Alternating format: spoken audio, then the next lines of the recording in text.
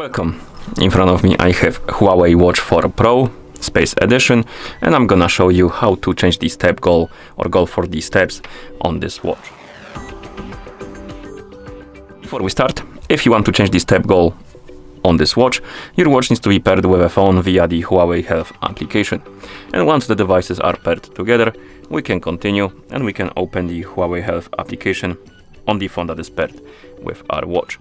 Once you open the app, you will see the health page, and on it you will see the activity widget, I would call it, and on the bottom of that widget you will see today's steps and the some amount out of some amount. You need to tap on this today's steps information. It will open the steps menu, and here we have the goal progress, and we have again some amount out of some amount.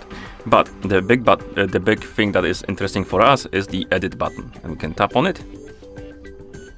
And here we can change the goal of the steps by swiping on the slider. And once you're done, you can tap on save, and the progress or the step goal will be saved. And then you can close the app. And that's how you change the step goal on this watch. Thank you for watching. If you found this video helpful, please consider subscribing to our channel and leaving a like on the video.